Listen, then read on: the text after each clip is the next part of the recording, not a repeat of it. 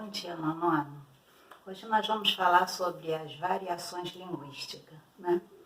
Essas variações linguísticas que elas incorrem, né? Através de uma linguagem formal, de uma linguagem informal, não é isso? E dentro dessas linguagens informais, nós vamos ver todas as variações que acontecem, tá? A linguagem formal é aquela que a gente se preocupa, né, com as regras gramaticais, em fazer a concordância direitinho, né? Dizer nós fomos, né? Nunca nós iremos dizer nós foi, né? Porque isso realmente vai ferir a língua. Então essa é a linguagem formal. É uma linguagem culta, né? É um nível de fala mais comum, né? E é a que nós usamos no dia a dia. Porém, nessa linguagem formal, ou seja, nesse nível formal de linguagem, né, ela acontece numa situação de formalidade mesmo. Né? Se eu estou num ambiente bem formal, eu tenho que ter essa preocupação, né, de fazer as concordâncias de acordo, de, na realidade, não usar gírias, né? Então, essa é a linguagem formal, ou seja, é o nível formal da língua, onde há essa preocupação. Já no nível informal, que é chamado também de linguagem, nível informal, né? A gente não tem tanto essa preocupação. Vale a gente falar algumas gírias sem tanto exagero, vale a gente usar alguns tratamentos também, porque a gente está bem num ambiente bem informal. Então, eu não tenho por que estar chamando as pessoas de senhora, de vossa senhoria, porque eu estou num ambiente bem informal, é aquele ambiente assim bem familiar. Então, eu posso chamar as pessoas de você, né? Porque elas não exigem de mim essa formalidade, ok? Então, esse é chamado, né, de nível coloquial, ou seja, ele é bem popular, tá? Agora a gente vai ver aqui, na realidade, né, não tem tanta preocupação, a gente não tem tanta preocupação, né? Quando a gente está nesse ambiente, a gente não tem tanta preocupação com as regras gramaticais. Então, é chamado de nível coloquial, informal ou popular. É a fala do dia a dia, sem essa preocupação com as regras gramaticais. Já o nível formal, não. No nível formal ou nível culto, a gente precisa ter essa preocupação, tá bom? Então, vamos lá. Dentro do nível coloquial, ou do nível, como pode se chamar também, de informal ou popular, o que aconteceu? Apareceram-se essas variações aqui. Houve muitas variações, tá? Que a gente chama de variedade linguística, essas variações aqui. Então, tem a variedade histórica. O que é variedade histórica? A variedade histórica é uma transformação que acontece com a língua, são aquelas mudanças que vão acontecendo no decorrer da história, no decorrer dos tempos, né? Nós já até falamos isso, né, em sala de aula com vocês mesmo, que farmácia, né, era escrito com PH. Esse som fonético, o som fonético na época, né, era PH. Então a farmácia era escrita com PH. E outros vocabulários também que mudou-se no decorrer do tempo. Antigamente, quando nós falávamos sobre esse contato do dia a dia, eu com vocês, era contacto. Por quê? Porque a língua, na realidade, antes do T, sempre tinha um C. Então, era tratado assim, você via sempre contacto, tá? Então, mas isso mudou. Então, a gente tem dentro disso o quê? Uma variedade histórica. Tem até alguns comércios, né, algumas drogarias, que eles ainda querem manter, né, a farmácia com PH, porque eles gostaram, né, querem continuar com isso. E tem alguns nomes também, né? A gente tem o Felipe. O Felipe que tem pessoas que preferem colocar o Felipe com PH.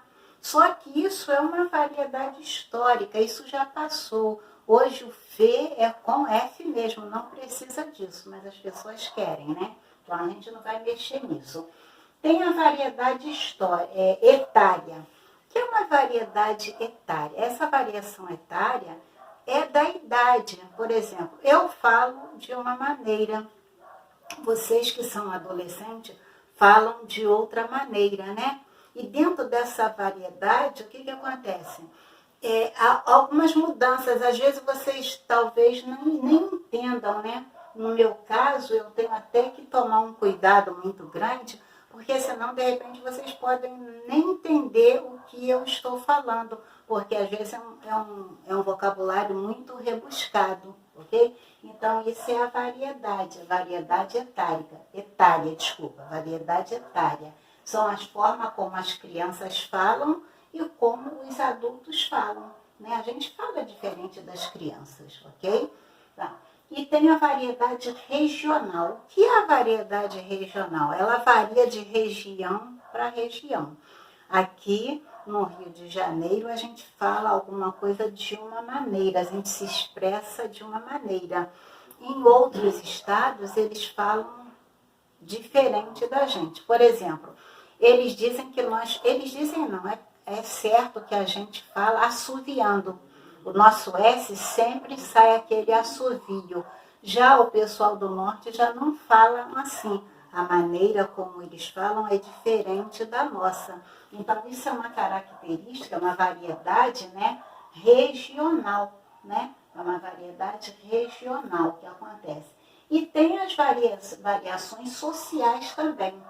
O que são as variações sociais? As variações sociais são aquelas variações que acontecem. Por exemplo, a pessoa viveu num ambiente onde o nível de escolaridade dos seus familiares era bem alto, né? Então, essa pessoa, na realidade, ela tem uma facilidade maior de se expressar, ela tem uma facilidade maior de saber o significado de muitas palavras, não é isso? Ela sabe fazer a concordância direitinho, porque ela viveu naquele ambiente. Então, isso é chamado de quê? De variação social. Então, essa variação social, ela influencia muito no ambiente que a pessoa cresceu, o acesso à educação e também a classe social. Aí a gente também tem as variações situacionais, né?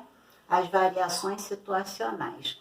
O que a gente precisa fazer? Nesse momento aí, agora vai entrar aquela questão da gente ter um pouco de sabedoria, ser uma pessoa bem versátil.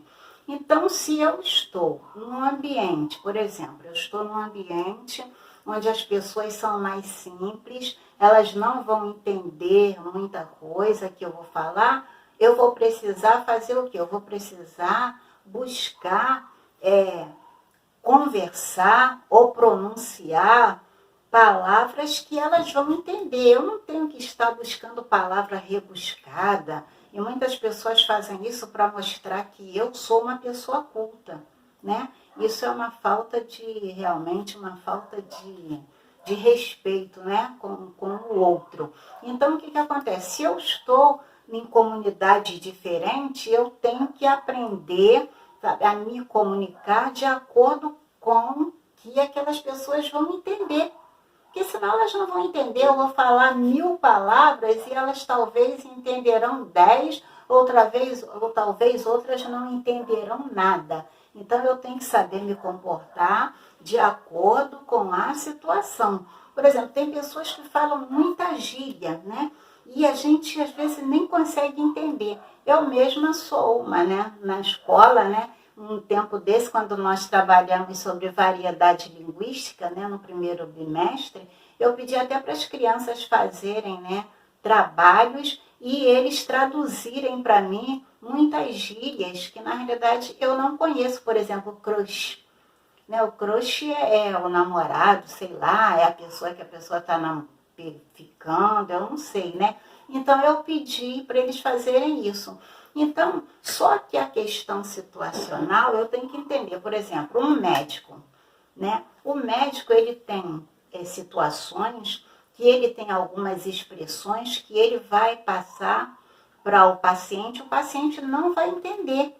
Então é melhor ele falar de uma maneira mais simples para as pessoas poderem entender, senão as pessoas não entendem, vão sair de lá apavoradas. Ele vai usar um termo técnico e a pessoa vai sair de lá desesperada. Eu mesma já fui vítima de uma situação dessa, né? Eu levei o meu filho ao médico e chegou lá o médico, a doutora, né, a pediatra, falou sobre o pezinho dele. Na realidade não era nada complicado, ele só não tinha aquela voltinha, né? E ela deu um termo técnico para falar como fazer aquela voltinha, usar sandálias ortopédicas, mas ela usou um termo técnico para falar o nome daquele defeitozinho. Eu cheguei em casa desesperada, né? Então era muito melhor ela ter falado para mim, olha, ele não tem essa curvinha aqui, né? Então, para forçar um pouquinho, para melhorar, vai usar essa sandália, mas ela não fez isso. Então, tem essas questões, tem os jargões, né? Os jargões que muitos profissionais usam e que a gente chega no meio deles e a gente fica sem saber o que eles estão falando. Então, a gente tem que saber a situação. Se eu estou no meio de médicos, só médicos estão ali, então eles podem usar todos os jargões porque eles entenderão. Um ao outro vão se entender. Agora, se tiver pessoas leigas, eles não podem usar os jargões porque a pessoa vai sair de lá sem entender nada, tá bom? Então, dentro dessa variação situacional, a gente tem as gírias e os jargões, ok? Então, tem aqui, ó, é o uso que uma pessoa faz nas diversas situações. Então, é tipo aquela pessoa que a gente chama a pessoa bem versátil. Ela está num nível onde as pessoas, né, são muito cultas, ela vai se adequar, ela vai falar direitinho, ela vai saber interagir, ela vai fazer as concordâncias todas gramaticais e ela não vai ficar realmente, né, envergonhada ou sem graça, ou não vai ficar sem se comunicar, ok, gente? E agora tem uma coisa que a gente tem que entender direitinho. Tanto quem fala, né, quem tem um nível formal ou quem tem um nível informal, ele não significa que ele está falando errado, não. Ele está falando a língua portuguesa, ou seja, ele está falando a língua portuguesa. Ele está se comunicando, né? Vamos retornar aqui um pouquinho, né? Ele pode até estar pronunciando errado aquela palavra, mas a gente consegue entender. A gente consegue entender. Não sei se você já observou que tem algumas pessoas que falam assim, o galfo. Fulano, pega o galfo aí para mim. A pronúncia é errada, mas ele está falando língua portuguesa e ele está se comunicando. Isso não significa que ele não está se comunicando. Então, em todas essas questões aqui, tanto do nível de fala, formal ou informal, tanto quanto as variedades históricas, há a comunicação. Ok, gente? Todos, na realidade, falam a sua língua, né? No nosso caso, a gente fala a língua portuguesa. E no livro vocês vão perceber várias pessoas se comunicando. Tem uma música, inclusive, aí, né? Que o autor, ele faz isso a propósito, porque o autor, ele tem autonomia poética, né? Então, ele tem autonomia. Então, ele pode escrever da maneira como ele entende que a personagem dele falaria. Então, a gente tem a música aí, você vai ver a música Saudosa Maloca, você verá que o autor da música, ele falou, ele expressou como se fosse realmente, né, como aquela personagem, como o eu lírico pronuncia. Por quê? Maloca é o quê? Maloca é uma habitação feita nas comunidades, né? Que antigamente nós chamávamos de favela. Então era chamada de maloca, eram várias casinhas simples ali dentro, né? E a música conta, né, o desespero que ele ficou quando essa maloca, quando a casinha dele foi derrubada.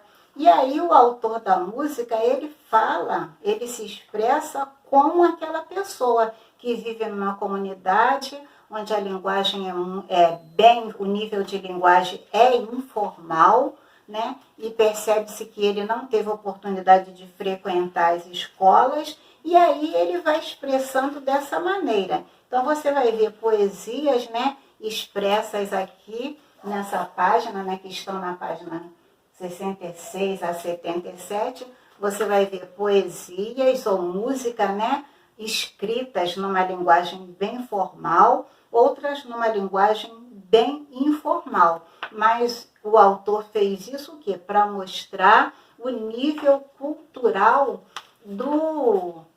da pessoa que está sofrendo isso, né? Então a gente tem famosa Maloca querida, né? Ele gostava muito daquele lugar, né? E aí ele sentiu uma dor muito grande quando foi derrubada.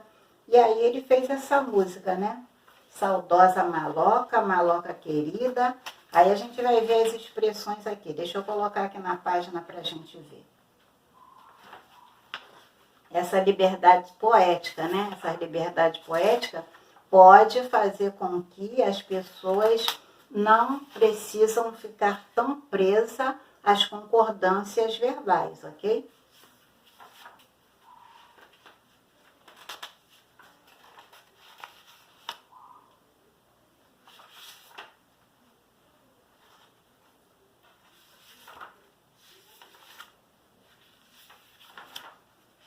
Aqui ele diz o seguinte: saudosa Maloca querida, din-din-donde.